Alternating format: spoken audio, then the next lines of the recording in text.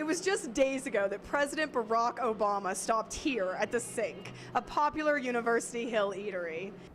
A bill that would guarantee the right of an in-state tuition to all undocumented immigrants died in the House this Monday. With only 2 days left for student elections and both tickets scrambling for votes, now they're trying to work through a misunderstanding.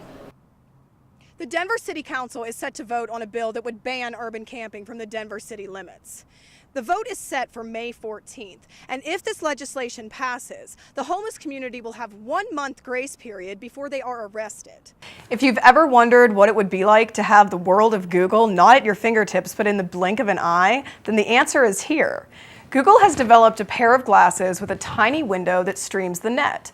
This new smartphone attached to your head does everything. A phone call, Foursquare check-in, all in a compact pair of glasses. No word yet on how this will affect driving or when this gadget will hit stores. University police are investigating 2 arsons set on the Boulder campus over spring break. Both fires were started in the early morning hours. The Boulder Fire Department was called in to extinguish flames at both Atlas and the education buildings.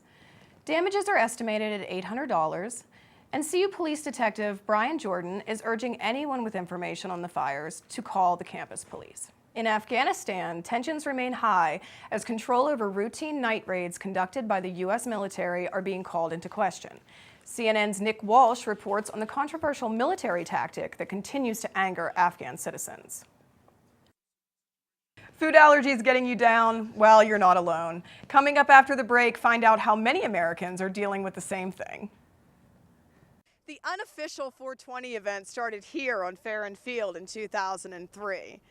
It was a small event, and university officials tried measures such as turning on the sprinklers and also taking pictures of students and putting them on the internet, offering $50 to anyone that would identify them. The event simply moved to Norland and got bigger. And it really started to grow in the early 2000s, and then by 2005, 2006, we were seeing crowds in the thousands. Well, it's just really evolved as a gathering. It has grown in numbers over the years, and this is something that the university would like to see stopped before it grows to an even larger number than 10,000 people. But what is 420? Urban legend has it that a group of kids calling themselves the Waldos would smoke marijuana under a statue on school grounds at 4:20 p.m. every day. In 1998, High Times magazine declared it the socially acceptable time to smoke pot. And it stuck. It's a very difficult event to break up. It's popular, it's fun in the sun. It's a party, it's a giant party. And it's very, very difficult to, especially in the age of social media, it's very difficult to knock a hole in that. CU hopes to rewrite the history on the 420 event. This year, students will be offered an alternative of a Wyclef Jean concert in hopes that the university will no longer be associated with this event. I'm Heather Wolford, News Team Boulder.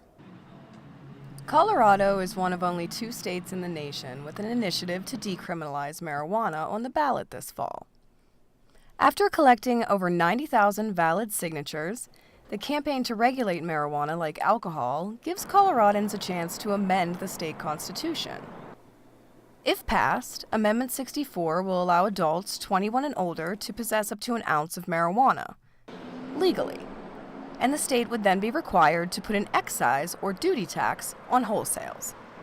This initiative will bring marijuana sales into a regulated system where those sales can be taxed and can benefit the youth and citizens of Colorado. Benefit the youth? How would regulating marijuana in Colorado benefit the youth? And every year, the first $40 million of that revenue will be going to the BEST program, Building Excellent Schools Today, which is a program that is administered by the Colorado Department of Education to create public school construction funding. Colorado has cut $4 billion from K-12 education over the past 4 years, making it extremely difficult to finance renovation projects. This is where the BEST program comes in. They offer statewide grants for emergency funds as well as overall public school construction. What happens if you're in a district and you've budgeted every last dollar, and then all of a sudden you have some kind of maybe emergency, like the roof all of a sudden starts leaking, the boiler breaks, and so it's freezing in the building and they have to fix it. If they don't have some kind of savings or something that they can draw on, then that can be a real problem. Education funding in Colorado continues to decline. This initiative will create essential state revenue desperately needed throughout the state. I'm Heather Wolford, News Team Boulder.